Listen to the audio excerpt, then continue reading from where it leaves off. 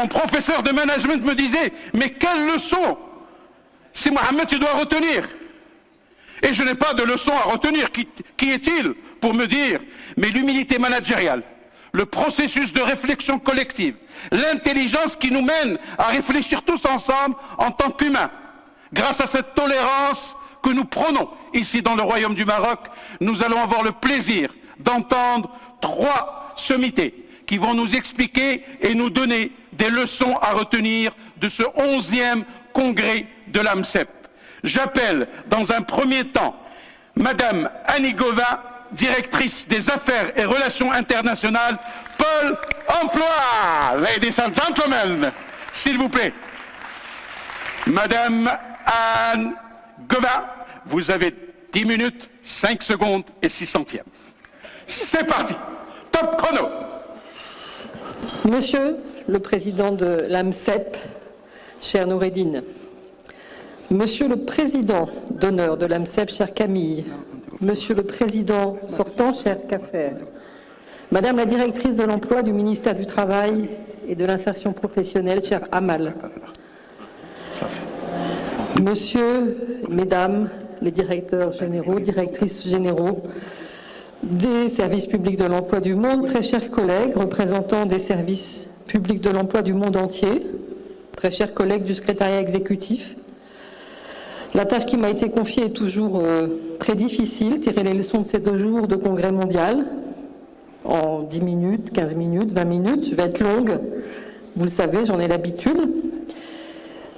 C'est un exercice qui représente une acrobatie, mais je suis sportive, j'aime danser, vous l'avez vu hier. Vous aimez danser aussi, et donc nous allons faire ça avec le plus de pertinence possible. Je commence par le plus simple, des leçons à tirer de ce congrès mondial, l'évidence. Le travail intense réalisé au cours de ces 2 journées, la grande qualité des contributions dans les sessions plénières, dans les sessions parallèles, l'engagement des contributeurs, l'intérêt des auditeurs, l'intérêt des échanges. Je ne ferai pas de retour sur la totalité des contenus, mais j'en évoquerai quelques-uns. Le sujet que nous avions choisi était un sujet particulièrement pertinent, à la fois actuel, mais aussi prospectif, qui résume largement les challenges, certains des challenges de nos services publics de l'emploi. Il n'y a pas que celui-là, que le nouveau monde du VUCA, que nous a présenté le Ponce Leroy hier, dans lequel nous sommes insérés, nous oblige de relever. Nous sommes très intéressés à ce sujet, vous êtes d'ailleurs encore très nombreux dans la salle. Nous avons eu une preuve en temps réel et par l'évidence de l'intérêt de notre Association mondiale des services publics d'emploi. Les missions de nos services publics de l'emploi regroupés au sein du l'AMCEP sont cruciales.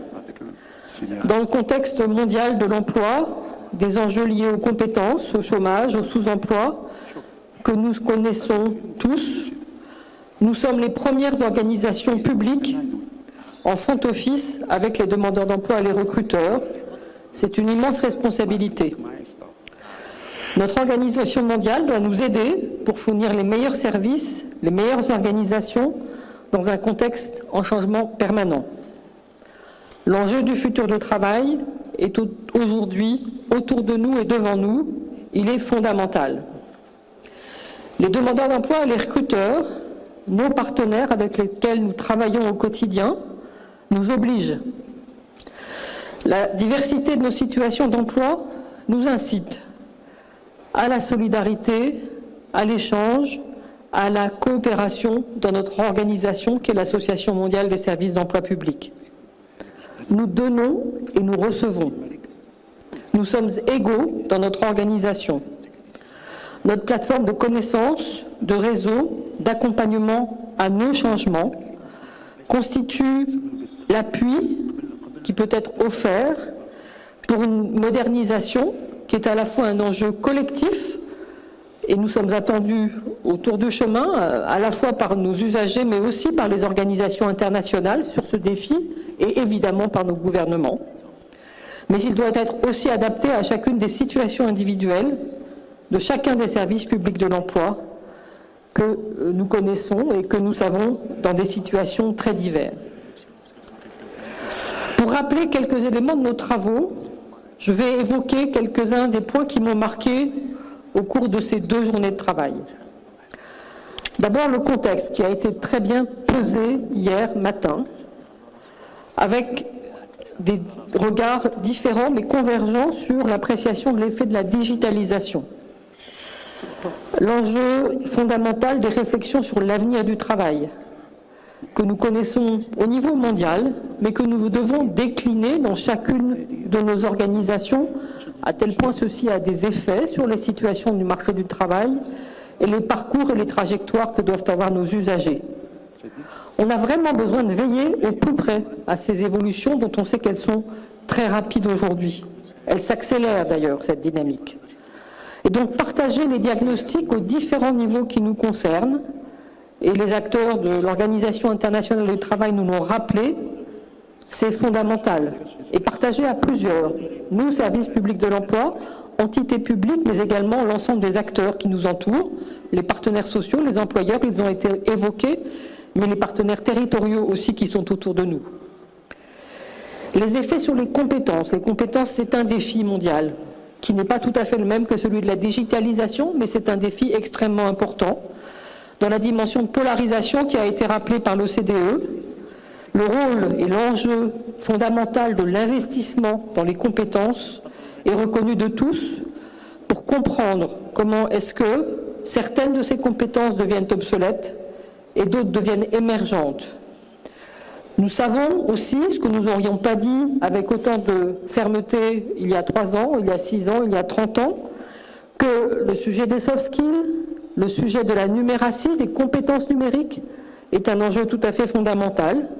Ils doivent à la fois être l'enjeu de nos matchings, mais aussi agir pour que l'engagement de l'ensemble des acteurs, des entreprises du niveau mondial, régional, national, local, appuie à réaliser les conversions.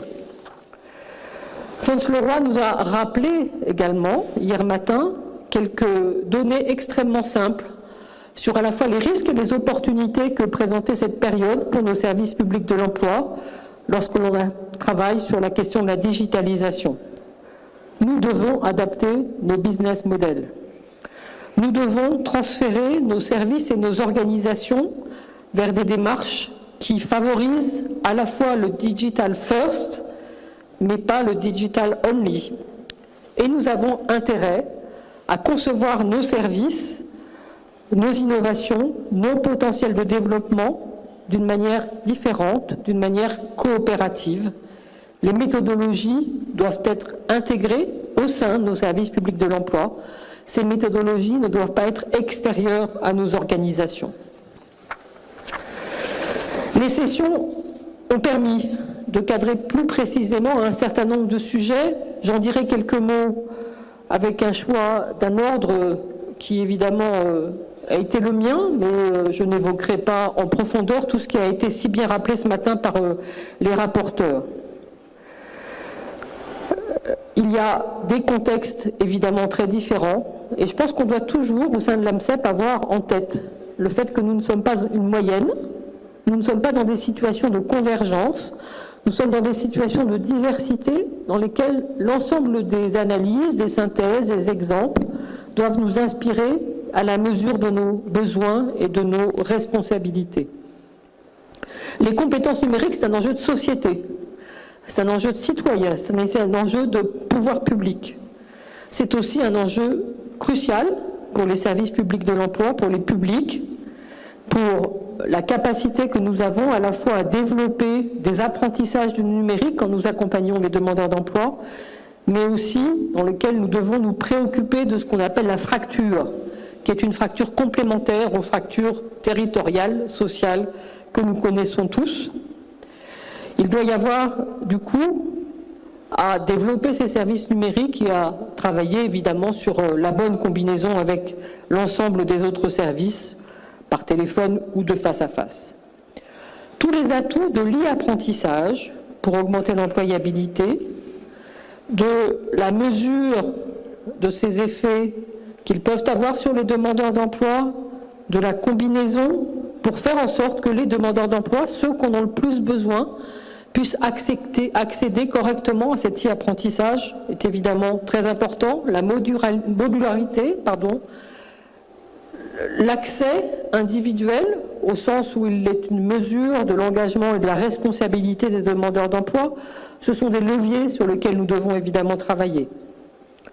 Les atouts du mix et du digital et physique a été rappelé. Il a été rappelé aussi pour l'atelier qui a concerné le développement de l'entrepreneuriat, de l'auto-emploi. L'intérêt des recommandations qui ont été émises doivent nous permettre de travailler dans l'enceinte de l'AMCEP et dans l'enceinte de chacun de nos services publics de l'emploi, au développement de ce qui correspond à une chance de retour à l'activité, à l'emploi, à un revenu dans beaucoup des zones de notre monde. Tous les pays de toutes les zones du monde sont concernés, avec des singularités évidemment par la question de l'entrepreneuriat et de l'accès par des services digitaux. Les exemples des services numériques ont été cités largement dans l'atelier auquel j'ai participé, que Suzanne a très bien retracé ce matin, avec une multiplicité d'exemples qui portent à la fois sur la stratégie, les trajectoires, les pratiques, des exemples de e-services, de services en ligne, dont les exemples sont extrêmement nombreux. Si nous faisions un catalogue aujourd'hui des e-services, il y aurait, je pense, deux choses qui nous impressionneraient. D'abord, on s'apercevrait, on visibiliserait le fait que le nombre de services, leur diversité, leur adaptabilité, des services, des prestations qui sont offertes aux demandeurs d'emploi, aux employeurs, sont bien plus nombreuses que quand nous évoquions nos services physiques. Nous avons largement développé notre capacité en la matière. Et puis l'autre caractéristique que je trouve aussi très intéressante, c'est une caractéristique de transparence. Je trouve que l'on est beaucoup plus transparent entre services publics de l'emploi lorsqu'on expose entre nous les services digitaux que nous offrons, parce que ce sont des services qui sont accessibles sur des plateformes ouvertes à tous, rapides, fluides, flexibles, personnalisées, accessibles, détériorisées, gratuites, pragmatiques. Ce sont des termes qui ont été assez largement évoqués tout au long de la journée d'hier et ce matin. Différents supports, évidemment, pour cela, les smartphones, le mix physique-digital, je n'y reviendrai pas, mais il est évidemment très important parce que c'est cela qui permet de réfléchir aussi à la qualité de nos services, au meilleur canal pour le meilleur service en fonction des besoins, au moment des parcours des demandeurs d'emploi et des recruteurs.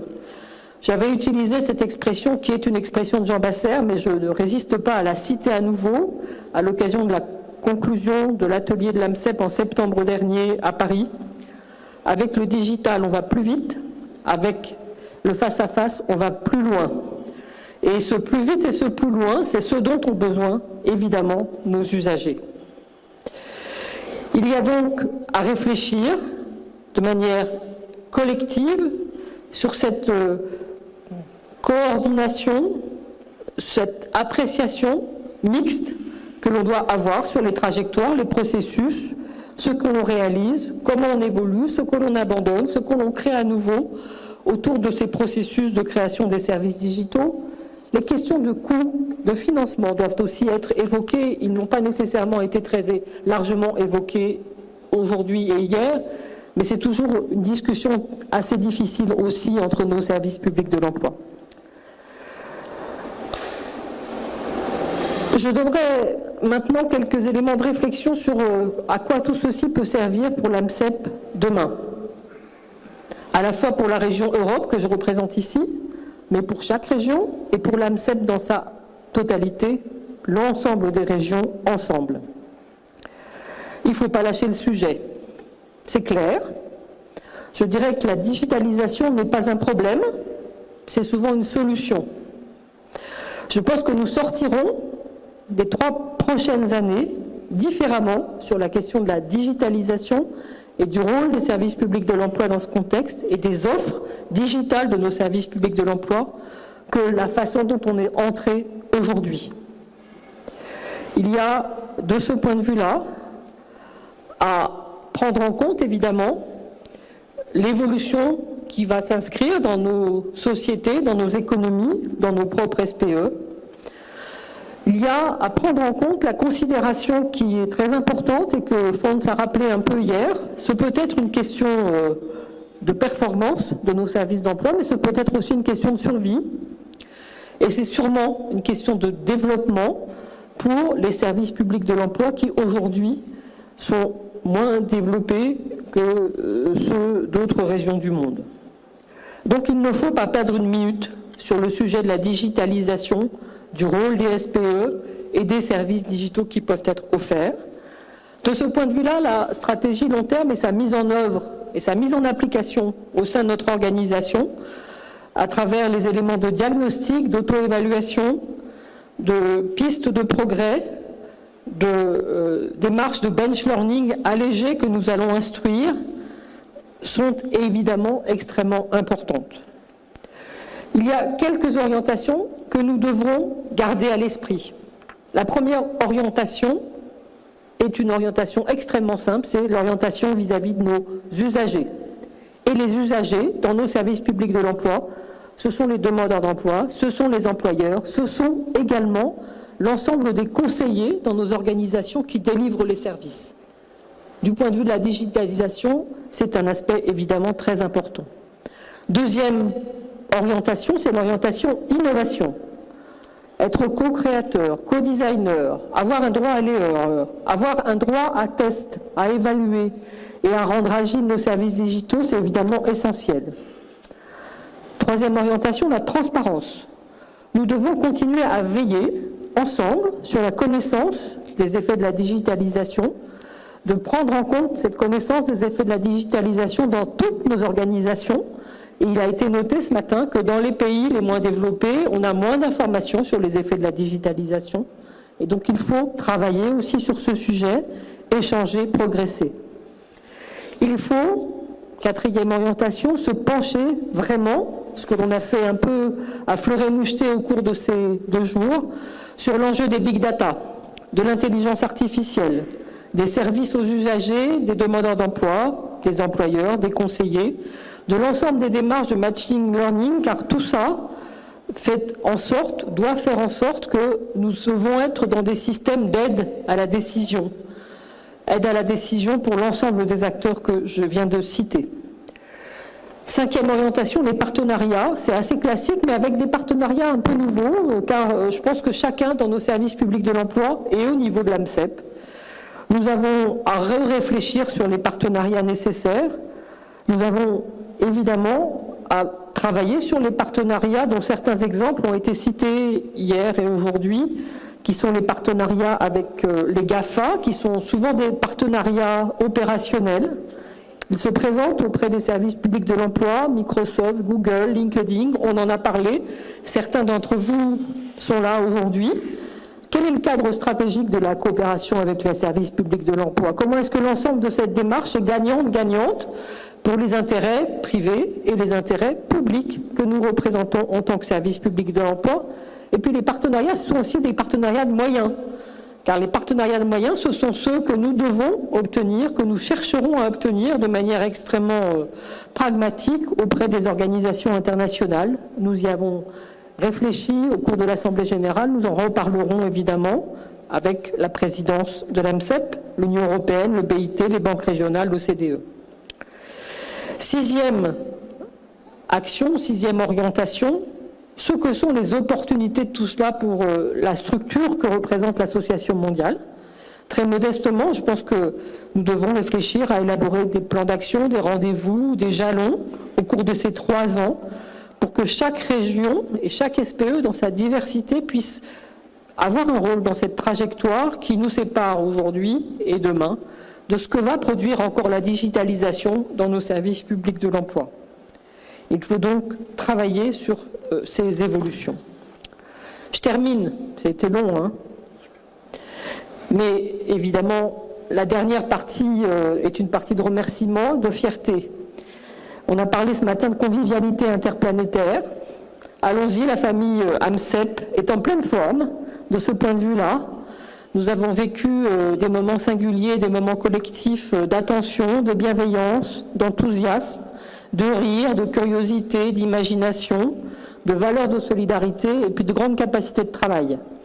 De quoi vraiment espérer beaucoup de notre association. Je ne suis pas sûre qu'on puisse espérer mieux, mais ça nous regonfle énormément ce 20 avril 2018 pour la suite. Remerciements évidemment au Royaume du Maroc, à cette organisation et à nos amis marocains qui ont été extraordinairement actifs, dynamiques et qui nous ont proposé 2 jours avec un programme très intéressant, les organisateurs, le comité scientifique, le comité technique, le maître de cérémonie qui nous a animés avec humour, les contributions des participants, les échanges entre nous. Et je termine, parce que je pense que c'est très important, le secrétariat exécutif, Françoise, Pierre-Alain, Jacqueline, Christine, je ne sais pas où elle est. Son nom a été cité à plusieurs reprises et évidemment, Pôle emploi est très fier que Christine ait contribué à la réussite et à l'excellence de ce congrès mondial. Merci. Merci. Merci beaucoup. Merci beaucoup, Annie. Si avec le digital, on va plus vite, et si avec le face-à-face, on va plus loin, avec Annie Gauvin, on va toujours de l'avant. Merci, merci Annie pour ces leçons à retenir et on en retiendra énormément. Et encore une fois, merci d'avoir fait confiance au Maroc pour cette organisation. Nous restons, ladies and gentlemen, mesdames, mesdemoiselles et messieurs, Anissati, Saïdati, Sadati, dans cette dynamique, le plaisir d'accueillir le grand, le beau, le perfect, le président d'honneur de la MCEP, Camille Moudet. Alors je n'ose pas vous dire 10 minutes parce que je vous laisse libre cours, mais je sais que vous tiendrez compte que vous ne devez pas faire plus que 10 minutes. Merci. Super. À vous. Je vais essayer de m'y tenir sur les 10 minutes, mais si je dépasse d'1 seconde, ne me tenez pas rigueur. Jamais. Monsieur le Président, élu de l'AMCEP, encore félicitations. Monsieur le Président sortant, Madame la Directrice de l'Emploi, ministère du Travail et de la Formation professionnelle, chers collègues, Mesdames et Messieurs, des leçons à retenir. À peine on vient de terminer la restitution qu'il faut faire un exercice intellectuel pour pouvoir retenir des leçons. On va s'y essayer et je pense que là, nous sommes rendus à la fin. Il y a certains qui sont partis, d'autres vont partir tout à l'heure. Et nous sommes venus pour nous rencontrer, réfléchir, échanger, apprendre, espérer et bien sûr aussi s'amuser, se réjouir pour un avenir meilleur pour nos SPE. Je pense que c'est un événement réussi, comme l'a dit tout à l'heure Annie Gauvin, et je crois sincèrement que nous avons atteint nos objectifs. Mais nous avions un thème, et ce thème, on vient de le dire, sur la question de la digitalisation. Et qu'est-ce que nous allons retenir une fois rentrés dans nos pays? La première leçon, pour moi, me semble très claire. Elle est que tous les SPE doivent s'adapter aux évolutions de leur marché du travail et principalement au phénomène de la numérisation, au phénomène de la digitalisation de nos activités. Et ces activités, elles sont l'intermédiation. Nous devons absolument adapter notre schéma cible de fonctionnement dans ce que nous faisons comme intermédiation pour pouvoir placer le maximum de personnes. Sinon, nous avons de la concurrence et nous serons lâchés si nous n'y allons pas. La formation professionnelle, ça a été soulevé, ça a été relevé, l'importance d'acquisition des compétences. Et ces acquisitions de compétences sont de plusieurs ordres. d'abord interne, parce qu'il faudra que notre personnel soit renforcé dans ses compétences à gérer cette digitalisation. Il faudra également aller vers nos chercheurs d'emploi pour qu'ils maîtrisent, n'est-ce pas, la manière de fonctionner, de rechercher le travail, de prendre contact des informations à partir des appareils que nous utilisons. Et bien sûr aussi les entreprises avec lesquelles nous travaillons. Vous savez, ça a été relevé tout à l'heure que nous ne sommes pas au même niveau partout. Et même dans les régions les plus évoluées, vous trouvez des chefs d'entreprise, surtout dans les petites et moyennes entreprises, qui sont encore très loin de l'utilisation de ces appareils et d'une connexion qui peut se faire entre cette entreprise-là et le service d'emploi public. On a parlé également dans nos ateliers, c'était une bonne chose, d'introduire la promotion l'appui à la promotion de ceux qui veulent faire des projets, ceux qui font des projets, qui créent leur entreprise.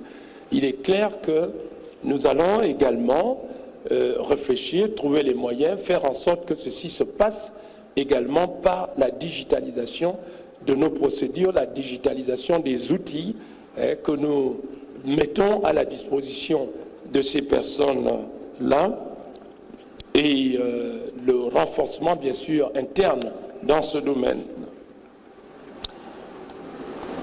Dans ce défi auquel nous nous engageons, j'ai retenu que nos SPE doivent en permanence se réorganiser et qu'ils doivent renforcer leur système de veille sur le marché.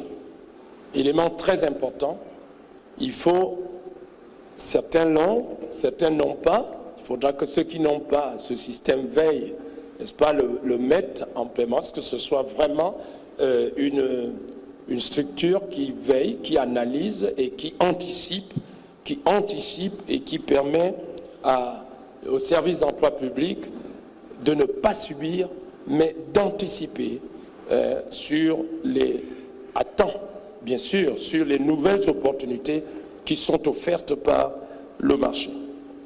Alors, il faudra construire, il faudra renforcer les partenariats, ça c'est sûr, avec tous les acteurs du marché de l'emploi. Je pense ici aux services de placement privés, mais je pense aussi renforcer nos relations avec les entreprises. Et je crois qu'on n'a pas suffisamment, au cours de ce congrès, écouté les entreprises. Il faudra de plus en plus écouter les entreprises, surtout les petites entreprises qui sont dans le cas de certains pays, certaines régions et qui offrent l'emploi. Le cas par exemple du Cameroun, 80% des emplois offerts sont par des petites et moyennes entreprises. Il faudra les écouter, il faudra savoir comment est-ce que ces entreprises traitent cette nouvelle façon de recruter par la digitalisation. Parce qu'il est clair, on parle beaucoup de digitalisation, c'est très bien. Mais imaginez-vous que dans un marché déséquilibré, où il y a beaucoup de demandeurs d'emploi, et une entreprise lâche une offre de comptable.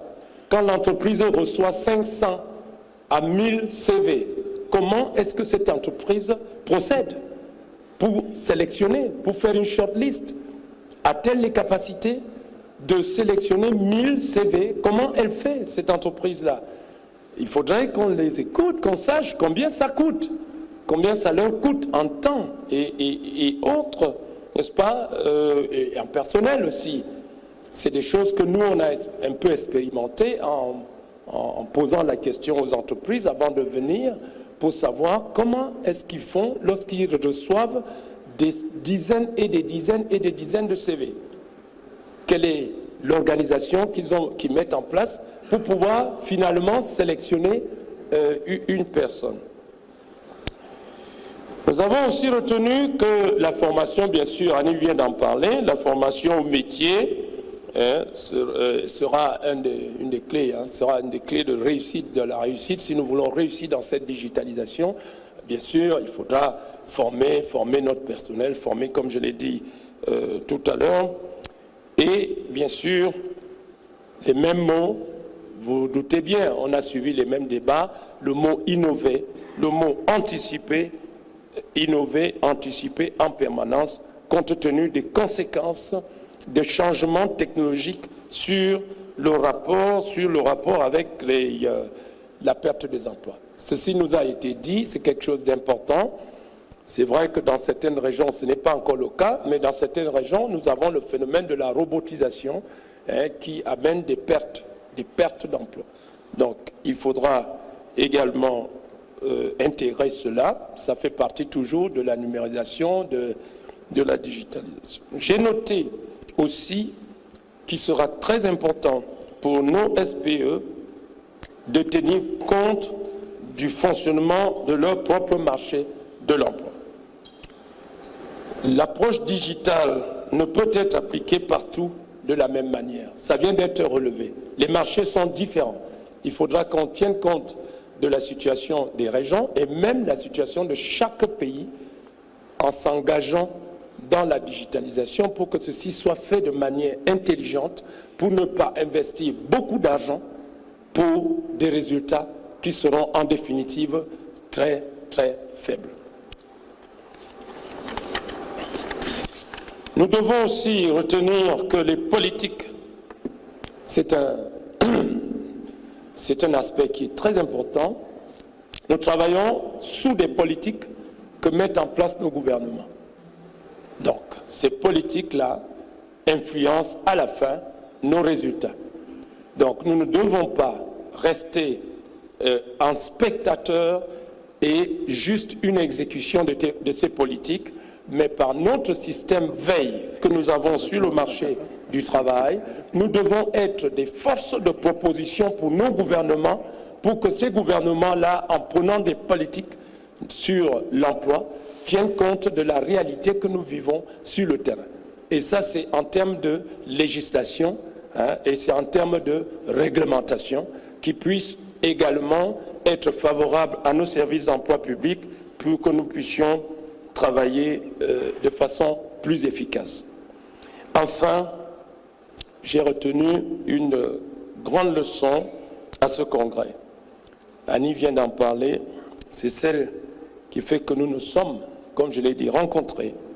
Nous nous sommes parlé, des sympathies sont nées entre les uns et les autres, et ces sympathies actuelles pourront demain devenir des amitiés entre les responsables que vous êtes des services d'emploi public.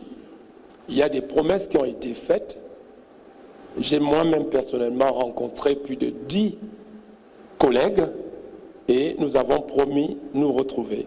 Nous avons promis nous renforcer parce que tout ceci, comme il est dit, vous avez des services d'emploi public qui sont encore dans une phase de montée, n'est-ce pas, qui ne fonctionnent pas de manière totalement convenable.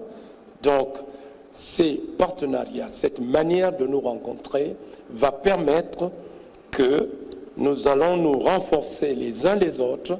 Ceux qui sont plus grands vont tenir à la main ceux qui sont plus petits, n'est-ce pas, pour qu'ils puissent être à niveau et pouvoir relever ce défi du chômage que la plupart des pays rencontrent. Alors, en ce qui concerne l'AMCEP, nous souhaitons que l'AMCEP encourage ces partenariats dans l'avenir pour que ça ne reste pas une réunion qu'on a tenue à Marrakech. Et quand on va dans la réalité des services, il y en a qui sont très avancés, le Canada, les Pays-Bas et bien d'autres pays, et il y en a qui entendent cette question comme un conte de fées. Il faudra bien que tout ceci, à un moment donné, s'équilibre par des partenariats bilatéraux que l'AMCEP doit encourager. Et ces partenariats bilatéraux retrouvent ce qui a été souhaité pendant les jours que nous avons travaillé, c'est-à-dire les parrainages. Merci à tous. Merci, bon retour dans vos pays. Et encore une fois, félicitations au Maroc et bonne chance. Merci. Merci beaucoup. Monsieur Camille Moutet, président d'honneur de l'AMCEP Cameroun. Ça a été un plaisir de vous revoir encore une fois. Troisième et dernière intervention de cette matinée. J'appelle le spécialiste et coordinateur des services de l'emploi et politique active du marché du travail à l'OIT, M. Michael Mwazika Kata. S'il vous plaît, qu'il en soit remercié. Bienvenue, très très heureux de vous accueillir. Vous nous venez du Malawi, c'est bien ça. Je vous en prie.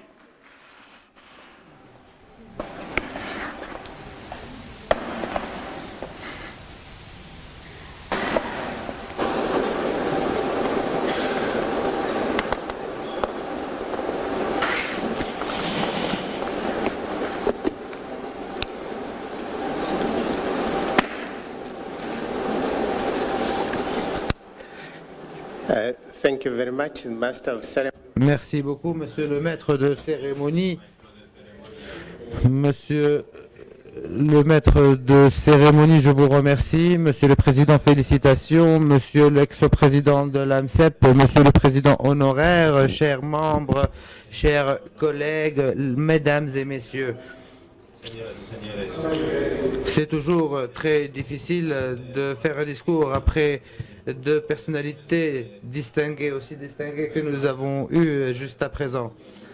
Comme observateur officiel de l'AMCEP, de la part de l'OIT, j'ai participé à plusieurs réunions et je sais que lorsque Annie Gauvin va résumer, ça devient très difficile d'ajouter des choses. Et donc je vais essayer de voir un petit peu des réflexions. Elle en a ajouté à la fin. Et donc vous avez ensuite vous avez le président honoraire qui avait aussi autre chose à dire. Je ne sais pas si j'ai quelque chose à ajouter, mais quand même, je vais vous dire quelques-unes des choses auxquelles j'ai pensé. Une chose en termes de consensus, c'est qu'il y avait eu un consensus émergent. La réunion a commencé et a progressé et s'est terminé ce matin avec des résumés. C'est que le monde du travail est en train de changer. Et là, ça ne se discute pas. Il n'y a pas de discussion là-dessus. Et il y a plusieurs facteurs qui ont été discutés de façon intensive hier qui en sont la cause. Et ces facteurs doivent être pris en considération.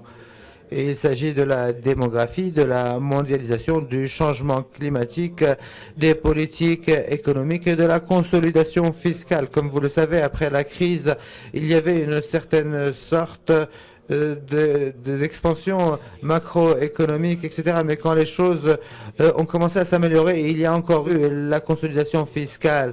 Et ceci a eu un impact sur les services d'emploi public. Alors que les changements, je pense que ce que je pourrais vous dire par rapport à hier, c'est que nos valeurs ne devraient pas changer.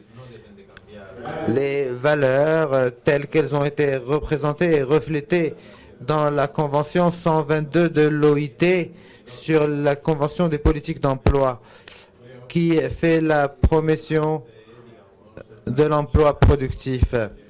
C'est toujours un objectif qui est réalisable. La façon de réaliser cet objectif peut changer. La définition de ce qui est décent et de ce qui n'est pas décent pourrait changer. Mais l'objectif ultime d'avoir des emplois décents qui vont contribuer à une croissance inclusive et à la réduction de la pauvreté est toujours là.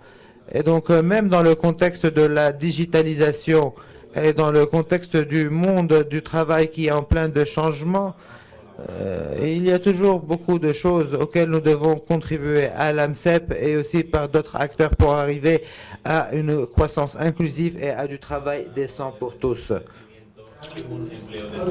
Et aussi, une chose auquel j'ai pensé, c'est qu'il y avait un consensus émergent entre les services d'emploi public et les agences privées de l'emploi.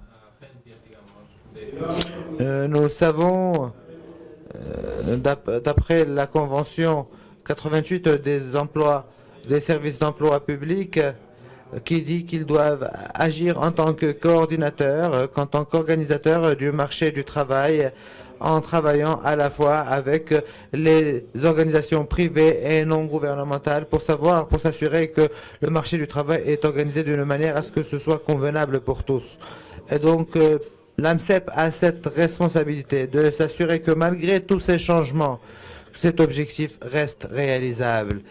Et donc, si on ne se prépare pas, nous pourrons échouer et nous ne pourrons pas contribuer à la réalisation de cet objectif et aussi les objectifs de développement durable, en particulier l'objectif numéro 8.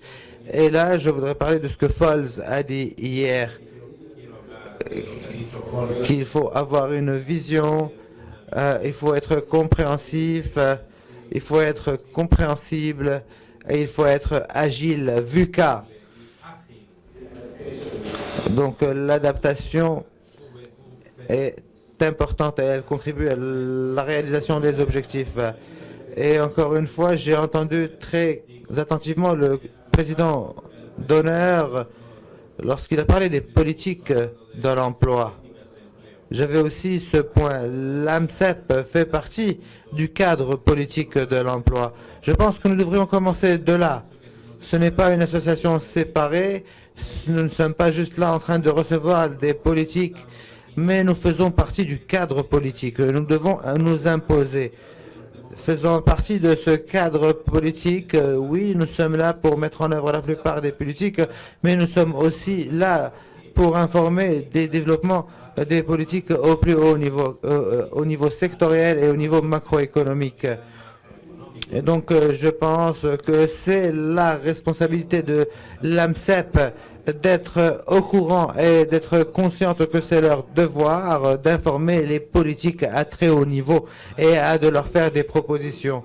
Et ensuite, la technologie peut vraiment être quelque chose qui nous permet d'améliorer tout cela. C'est quelque chose qui va nous permettre de contribuer en fournissant des informations et des expériences et en pouvant les évaluer. Mais pour faire cela, l'AMCEP doit démontrer ses valeurs. Nous entendons souvent parler de l'efficacité et de l'efficience, deux concepts qui sont très intéressants, mais ne sont pas très faciles à réaliser en même temps. Faire plus avec moins. C'est une belle expression, mais qu'est-ce que cela veut dire? Cela veut dire que l'AMCEP doit démontrer sa valeur. Et la façon de démontrer sa valeur, c'est d'être en mesure de quantifier ce que nous fournissons. Je pense que ceci est aussi une des raisons clés que lorsque nous parlons de bonnes pratiques, de bons exemples, nous devons voir au-delà des processus, mais nous devons nous intéresser sur les impacts ou les résultats ultimes que nous voulons réaliser. La digitalisation nous donne à la fois des opportunités et nous met face à des défis. Je ne peux pas ajouter autre chose à ce qui a été dit auparavant. Ce qui est important, c'est d'essayer de maximiser les opportunités et minimiser les impacts négatifs. Et comme Camille l'a dit, nous devons nous intéresser au contexte. La question, encore une fois, est-ce que l'AMCEP peut être en mesure d'utiliser la technologie au sein de ses services, comme cela est fait par les agences privées de l'emploi? La réponse est probablement oui. La question est peut-être que cela pourrait être encore plus encouragé s'il y avait des partenariats. Et nous avons eu des exemples hier. Et encore une fois, pour répéter, il faut faire plus avec moins. Le contexte est très important. Je pense que ceci a déjà été dit tout d'abord par Suzanne ce matin, par Annie Gauvin et aussi par Camille. Dans le processus, les objectifs de développement, que ce soit ceux de l'agriculture ou de l'industrie ou du secteur tertiaire. Chaque pays essaie de s'évaluer pendant ce processus. Mais aujourd'hui, nous sommes en train de parler de digitalisation dans les pays émergents et en voie de développement. La question est donc, est-ce que ceci est unique pour le développement ou est-ce que l'AMCEP dans les pays en voie de développement émergent peut passer par les mêmes étapes que cela a été le cas dans les pays développés? Sinon, quels sont les modèles innovants que l'AMCEP devrait adopter dans les pays émergents et en voie de développement dans le cadre du contexte des économies et du niveau du développement et des ressources qu'ils ont à leur disposition pour fournir des services qui vont répondre à ce qui est requis. Je pense que c'est une question clé et l'OIT est vraiment engagée pour trouver ce qui fonctionne et dans quel contexte. Et donc nous sommes prêts à collaborer dans ce domaine. Les partenariats sont utiles et inévitables et dans ce cas je vais parler de partenariats en termes de services. Mais ça ne doit pas seulement être des partenariats financiers, ça dépend des contextes. Nous avons fait des recherches hier et nous ne trouvons pas de conclusions concrètes pour savoir qui a de meilleurs services. Mais il y a des preuves qui nous démontrent que le travail en partenariat peut donner des résultats meilleurs.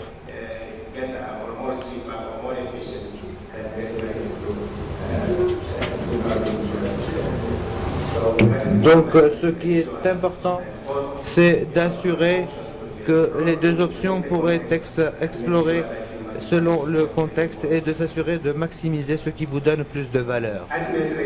De façon ultime, c'est la volonté politique et c'est aussi un choix politique qui est pris au niveau des politiques de l'emploi, au niveau politique et aussi si les États décident de décentraliser, de centraliser, d'augmenter les fonds, d'avoir plus de partenariats. Et encore une fois, la question est comment est-ce que les directeurs généraux des services de l'emploi, comment est-ce que l'AMCEP peut aider à influencer ces choix politiques? Je pense que c'est la question clé, c'est entre les mains des directeurs généraux pour influencer les politiques au niveau central, au niveau régional et au niveau international. Merci beaucoup. Thank you. Au président, c'est Nordin Ben Khalil. Sous vos applaudissements, Monsieur le Président de l'AMCEP 2018-2021.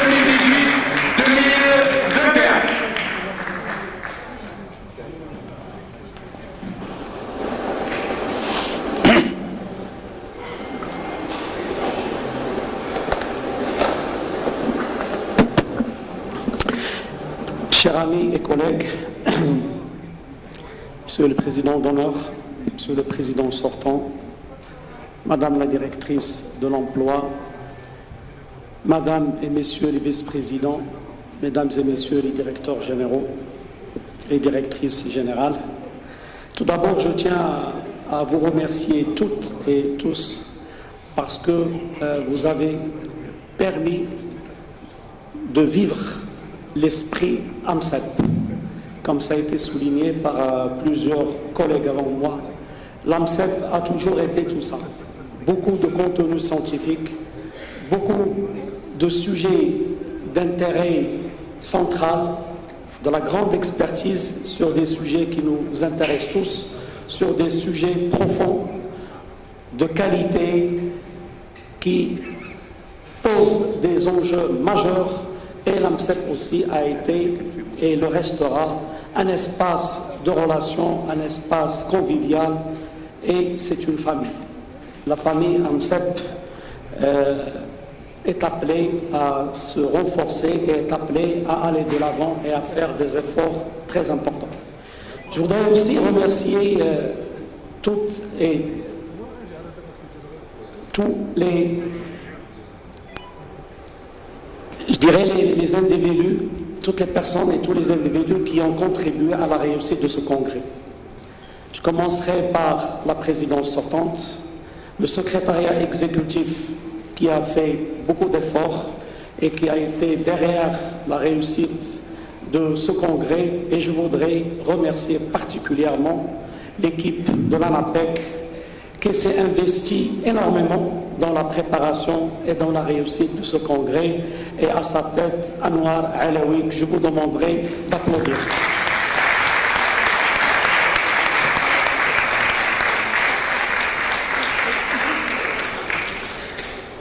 Il est le coordonnateur de l'équipe, et je voudrais aussi remercier toutes les personnes, toutes les femmes et tous les hommes de l'ANAPEC qui ont contribué activement à cette réussite.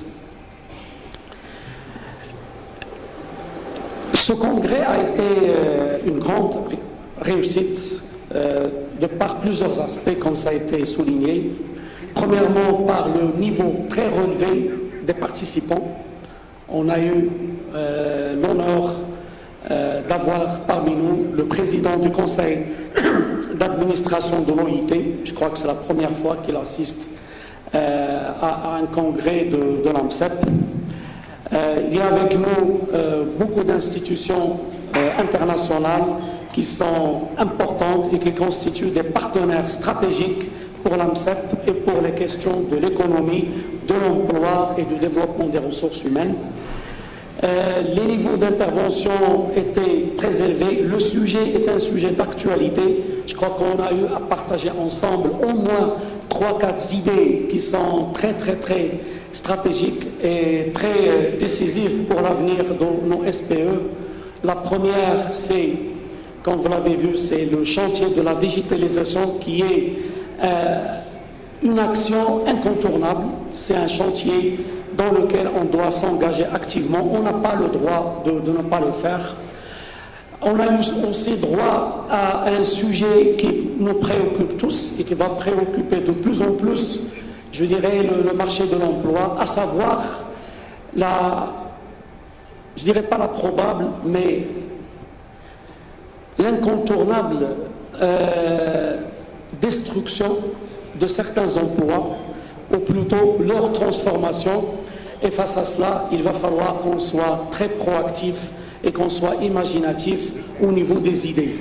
Je dirais cette réalité, on ne connaît pas aujourd'hui son ampleur. Est-ce qu'il s'agit vraiment de 15% des emplois existants? Il y a des prévisions qui donnent jusqu'à la moitié des emplois existants. J'espère que ça ne sera pas aussi important que cela, de telle sorte que la Terre est amenée à vivre un phénomène qui est le suivant. Il y aura de la croissance, il y aura de la production de la richesse, mais il y a le risque de ne pas avoir d'emploi pour tout le monde. Au point qu'on est déjà en train de réfléchir dans certains travaux de recherche à ce qu'on peut appeler un revenu universel. L'idée est la suivante: il y aura de l'argent, il y aura de la richesse, il y a des gens qui vont travailler, et pour que les autres puissent quand même vivre et s'intégrer dans les sociétés, on est en train d'imaginer une sorte de revenu universel pour ne pas les laisser en marge de la société. Ceci ne réglera en aucun cas l'aspect fondamental de l'emploi, à savoir la dignité et à savoir le fait de se sentir utile pour la communauté. L'emploi est quelque chose je dirais, de profond.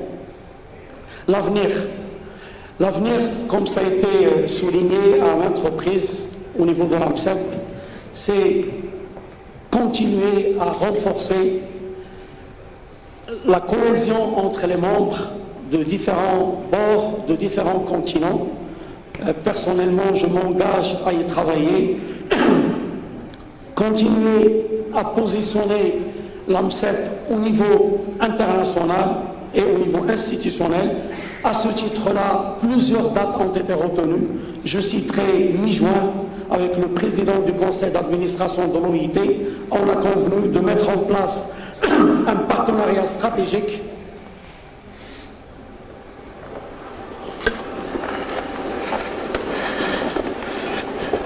Une autre date, c'est celle de décembre prochain, pour une réunion avec le conseil d'administration de PES Networking et pour voir dans quelle mesure cet espace continuera à s'intégrer et s'engager activement au niveau de l'AMCEP. Et puis, d'autres dates aussi ont été retenues pour un partenariat avec d'autres organisations similaires à PES Networking, et je fais allusion à la CEP, au RAPS. Je dirais il y a de la richesse, il y a de la complémentarité. On doit être positionné stratégiquement et institutionnellement au niveau de tout cela.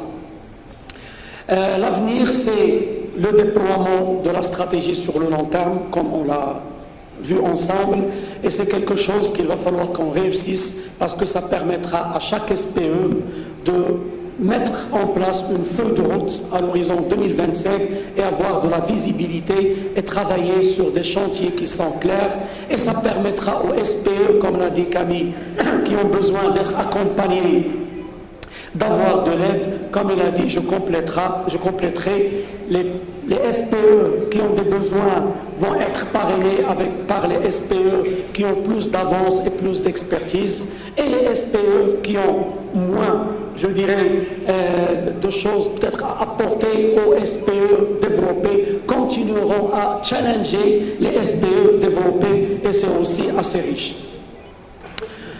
On travaillera sur beaucoup d'aspects, type diversification des sources de financement, parce que c'est le nerf de la guerre.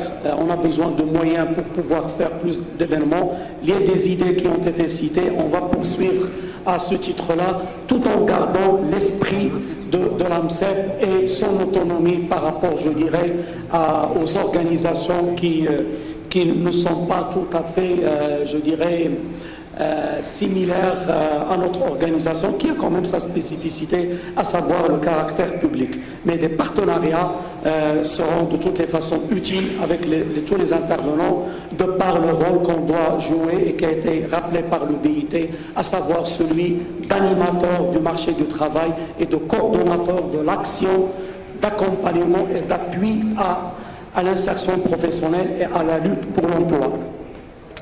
Voilà, ainsi prendra fin notre congrès. Je tiens à souligner que le programme ou les activités ne sont pas encore finies. Cet après-midi, il y aura une visite culturelle assez intéressante au niveau de Marrakech. Donc, vous êtes tous invités à cette visite culturelle. Je vous dis merci, bon retour, et je vous donne rendez-vous aux prochains événements de l'AMCEP. Merci. Merci, Monsieur le Président. Plein succès et bon courage pour votre mandat. Ce n'est pas fini. Je donne la parole à la cheville ouvrière de cet événement, grâce à qui je suis là. Je tiens aussi à remercier tout particulièrement, et je vous demande de l'applaudir, Christine Melika, qu'elle se lève, parce qu'elle m'a fait confiance. Merci Christine. Merci de tout ton travail. On l'a souligné, mais je le ressouligne. En complicité créative avec Monsieur Anwar El-Alaoui, s'il vous plaît, pour le mot de la fin. C'est pas un mot de la fin, mais c'est juste en complément à ce que disait le président. Avec beaucoup de peine aussi, on va vous dire au revoir, mais on se donne rendez-vous très bientôt. Je vais le dire en arabe, mais je compte beaucoup sur nos interprètes qui nous ont accompagnés pour le dire. Mallam yashkouri nas, et je te laisse continuer, c'est Mohamed. Que ceux qui ne remercient pas les personnes, Dieu ne les remercie pas. Ne les remercie pas. Voilà. Le président l'a fait. Très touchant votre mot, Monsieur le Président.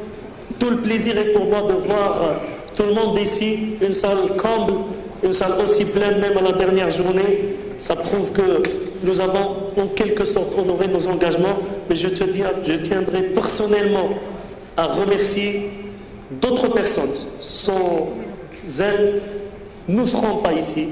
Nous ne serions jamais été à ce confort.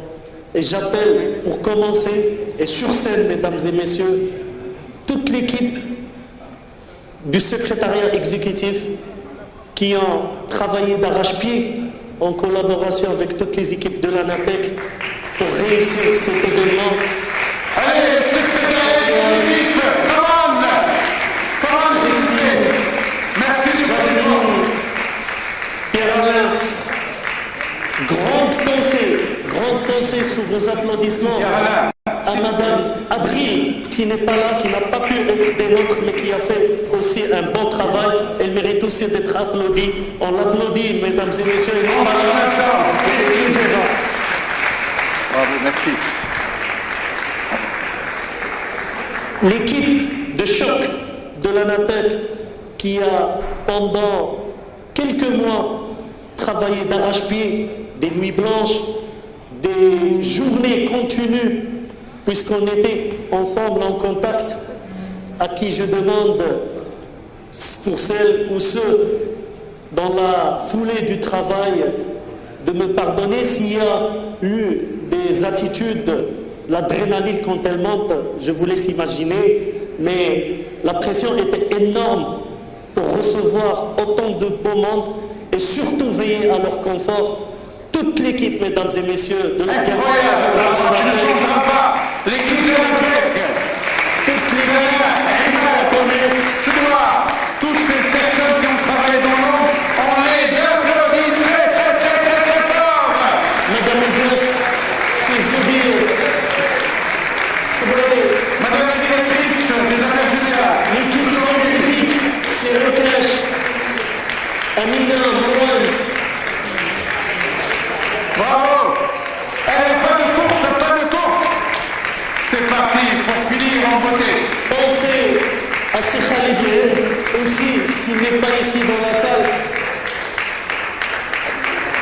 Bravo les jeunes, tous jeunes comme moi. On lui a fait confiance, mesdames et messieurs, on lui a fait confiance, mais je pense qu'elle a honoré notre confiance du moment où on était en train de la découvrir, mais avec le témoignage aussi du secrétariat exécutif et des gens qui l'ont côtoyé. Madame Fdoua Majidi, TC Travel, l'agence Bravo. accompagnée. L'hébergement, la restauration, la soirée d'hier, le transport, les hommes et les femmes de l'ombre. Bravo TC Travel. Bravo Fedouard. Et toute ton équipe. Et toute ton équipe. L'équipe de traduction pilotée par le maestro Tamir, il est où? Tamir, Tamir. un représentant à les plus vite. Ah là là là là, ces jeunes d'aujourd'hui, incroyables mais vrais. Il travaille Voilà. beaucoup dans l'ombre. Merci. Merci aussi.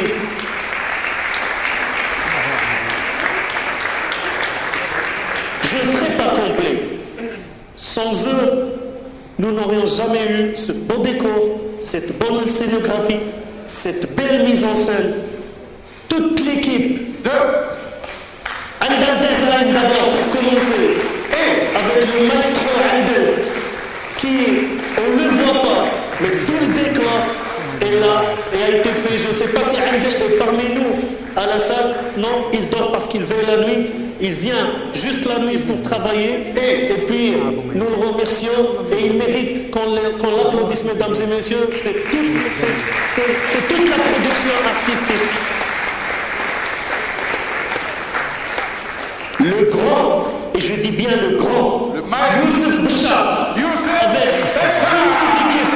Youssef, enseigne. Youssef, tu viens là, Youssef. Il est timide, il est Youssef comme moi, Bouchard, plus timide que moi. avec toutes ses équipes, je ne peux pas déplacer. Pour dire que tu es toujours en forme. Younes et toutes les équipes de la régie, je vous applaudis. Merci pour tout le travail qui a été fait. Merci pour la qualité que vous nous aviez donnée.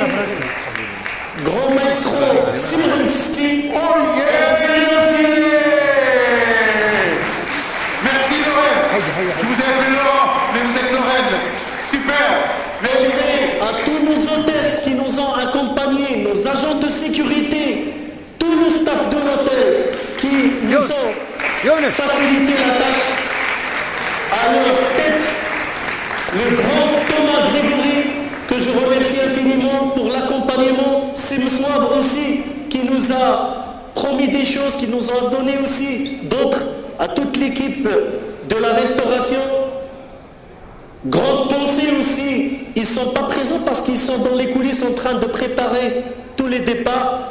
L'équipe de la direction régionale de Marrakech, avec à leur tête Sirks Baoui, le directeur régional, qui n'ont ménagé aucun effort pour nous accompagner, pour réussir cet événement.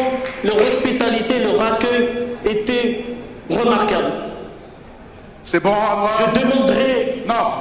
Je demanderai d'abord au président et au président d'honneur et au président sortant de monter sur scène, s'il vous plaît, pour prendre une photo souvenir avec toutes ces équipes qui le méritent.